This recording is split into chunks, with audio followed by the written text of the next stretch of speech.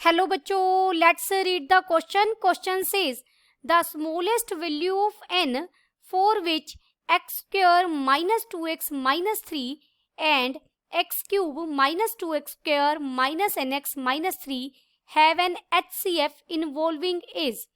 Option A is 0, option B is 1, option C is 2, option D is 3.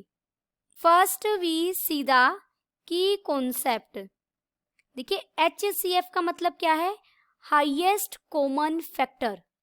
हमें यहाँ पर दो पॉलिनोमियल दी गई हैं और हमें n की ऐसी वैल्यू फाइंड आउट करनी है जिससे इन दोनों के बीच में एक कॉमन फैक्टर निकल आए. हाईएस्ट कॉमन फैक्टर की बात की गई है, कोई भी एक कॉमन निकल आए.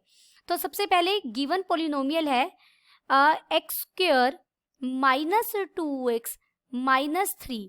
इसके अगर मैं फैक्टर करूं तो मैं इसे लिख सकती हूँ. देखिए एक्स स्क्वायर माइनस 2x को मैंने लिखा minus 3x plus x minus 3.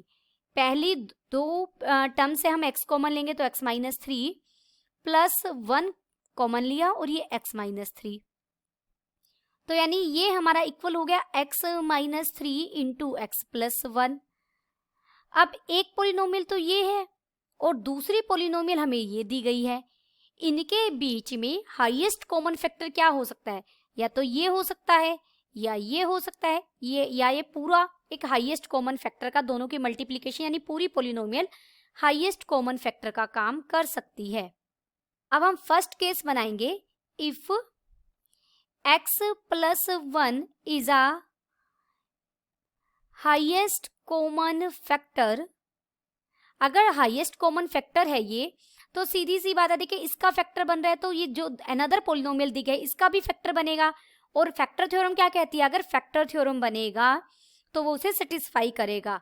Put x is equal to minus 1 in second polynomial. Second polynomial में हमने x को क्या रख देना है? माइनस 1. और ये किसके इक्वल होगा?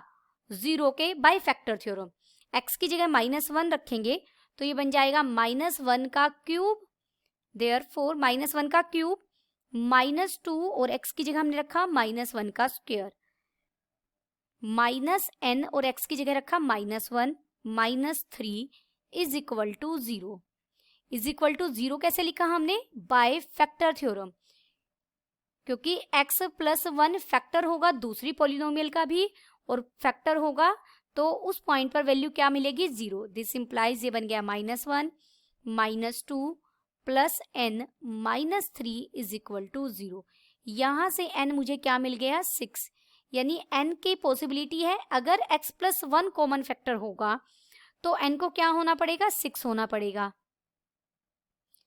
अब हमने सेकेंड केस लिया. If x minus 3 is a highest common factor then highest common factor है तो फैक्टर तो है ही ना, तो x को हम क्या पुट करेंगे? x को 3 पुट करेंगे. Put x is equal to 3 in second polynomial. Second polynomial में रख रहे हैं, पहली पोलिनोमियल से तो हमने ये फैक्टर निकाले ही हैं, वहां तो फैक्टर बन ही रहे हैं, उनको तो 0 कर ही रहे हैं. सेकेंड पोलिनोमियल में हमारा क्या है? n इंक्लूड है तो हमें x की जगह रखेंगे जब हम 3 तो ये बन जाएगा 27 minus 18 minus 3n minus 3 is equal to 0. यहाँ से n हमें क्या मिल गया? 2. तो हमें तो स्मॉलेस्ट वैल्यू देखनी है n की, यानी अगर हम n को 2 भी लेंगे तो भी हमें इनके बीच में कॉमन फैक्टर तो मिल ही जाएगा. Hence the smaller value of n is equal to 2 for which both polynomial have an HCF. Therefore हमारा ऑप्शन कौन सा सही हो गया? Option C is correct. n की स्मॉलेस्ट वैल्यू हमें 2 मिली और ऑप्शन C हमारा सही हो गया. Hope you understood it well. Best of luck.